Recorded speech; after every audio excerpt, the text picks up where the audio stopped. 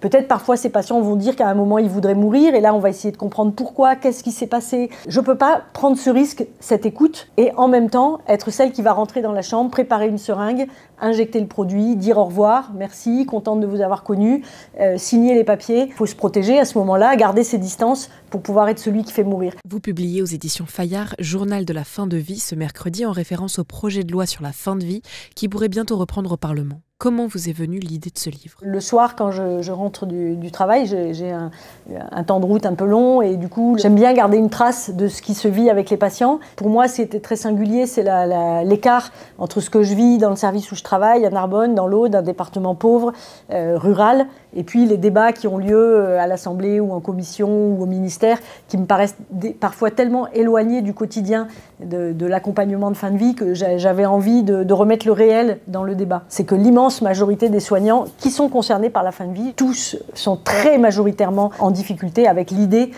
d'être ceux qui devront mettre en œuvre un éventuel projet de loi sur l'euthanasie. C'est-à-dire que quand on est en bonne santé, nous tous, on se dit « Ah ben, si j'étais dans cette situation-là, je préférerais mourir », comme une forme d'assurance. Peut-être que je ne l'utiliserai pas, mais en tout cas, ça me rassure de savoir que si à un moment, je trouve que c'est trop difficile, j'aurai une porte de sortie. À partir du moment où il y a un projet de loi et où vous êtes éligible, vous avez une maladie grave, vous pouvez demander à mourir, ça veut dire que chaque matin, vous devez décider que vous souhaitez continuer à vivre. Parce que ça ne devient pas automatique. Chaque matin, vous pouvez vous redemander est-ce que je continue ou est-ce que je m'arrête. L'année dernière, une ministre est venue dans notre service et juste avant qu'elle arrive, elle souhaitait rencontrer des patients. J'ai demandé à une patiente si elle voulait. Elle me dit « Oh non, docteur, aujourd'hui, je suis vraiment trop fatiguée. Mais par contre, dites-lui que je ne veux pas avoir à me demander si ça serait mieux que je sois morte. » Et je trouvais que cette demande était vraiment très forte et symbolisait très bien ce qu'on veut dire. La première fois que j'ai été auditionnée, c'était par la Commission des affaires sociales du Sénat, juste après le Covid. Donc c'était une audition en distanciel. Il y avait aucun micro et aucune caméra et donc on ne sait absolument pas à qui on parle. J'avais l'impression d'être devant un échiquier qui n'avait que des cases noires. J'avais 10 minutes pour exprimer mon point de vue sur le projet de loi de cette sénatrice. Et donc j'ai dit que pour moi, ce projet de loi était un risque pour les personnes vulnérables. Et là, une sénatrice m'a coupé de manière très sèche en me demandant qui j'étais pour dire qu'il existait des personnes vulnérables. Comme si ce que j'avais dit était une insulte ou du mépris pour les patients qu'on accompagne. Et j'avoue que cette interpellation m'a laissé complètement à l'arrêt parce qu'il suffit de venir dans un service de soins palliatifs pour voir une personne vulnérable et comment c'est important de s'accompagner les uns les autres. L'an dernier, au moment du projet de loi sur la fin de vie, les infirmiers n'ont pas été auditionnés, les psychiatres non plus, alors qu'il nous semble que pour nous, c'est absolument essentiel d'entendre ces points de vue-là. De nombreuses lois existent déjà en France sur les soins palliatifs et la fin de vie. Pouvez-vous nous les résumer? Les soins palliatifs, c'est des soins qui accompagnent la vie avec une maladie grave.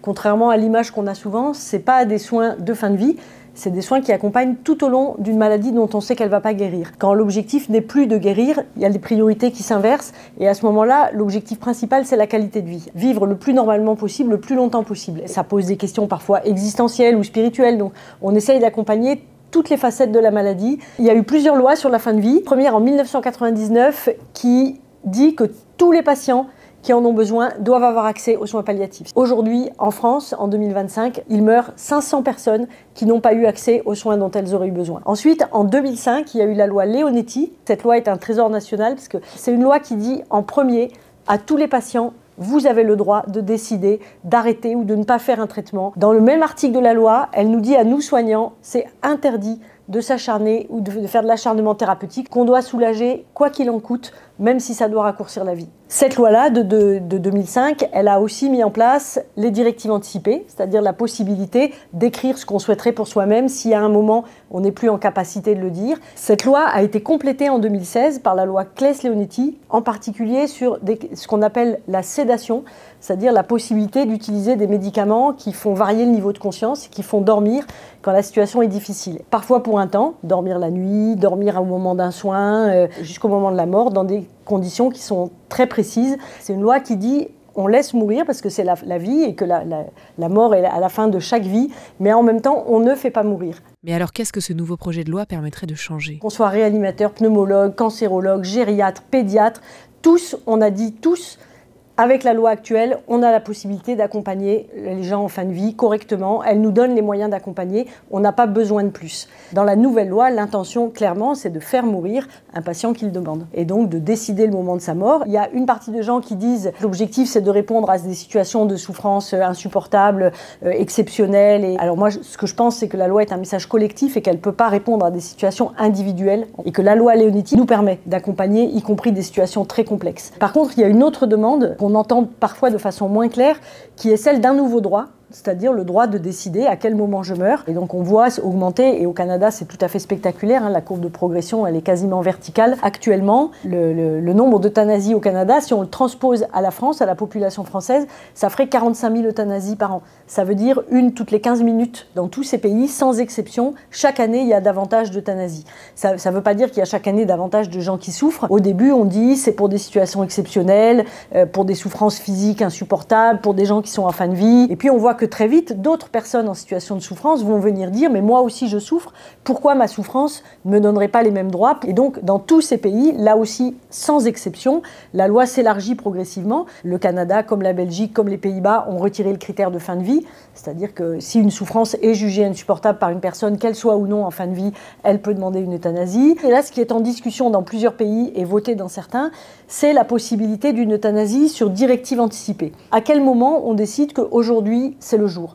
C'est-à-dire à quel moment on décide que cette personne, parce qu'hier elle n'a pas reconnu son fils, c'est le jour où on va décider qu'elle est euthanasiée. Et donc il est arrivé dans ces pays, aux Pays-Bas en particulier à de nombreuses reprises, que des patients à qui on dit c'est aujourd'hui le jour où on va vous euthanasier, que ces patients refusent parce qu'ils ont oublié peut-être qu'ils avaient fait ces directives anticipées, parce que voilà, leur état psychique a évolué. Au Canada, il y a eu un débat, puisque la loi a changé le 31 octobre dernier pour autoriser l'euthanasie sur directive anticipée, avec un débat pour savoir s'il était éthique d'attacher les personnes pour les euthanasier. Moi, la première fois qu'une consoeur canadienne m'a dit que ce débat avait lieu chez eux, je me suis dit mais pas possible. Et en fait, on voit comment l'un entraîne l'autre de façon...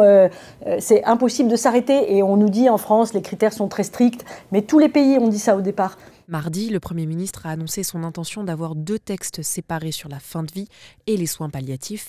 Qu'est-ce que cela veut dire et faudrait-il, par exemple, plutôt proposer un référendum? Le projet de loi actuel qui a été débattu au printemps, il y a dans le même texte un premier volet sur le développement des soins palliatifs, un sujet qui fait consensus, tout le monde est d'accord sur tous les bancs de l'Assemblée, et puis un volet de loi sur l'euthanasie et le suicide assisté.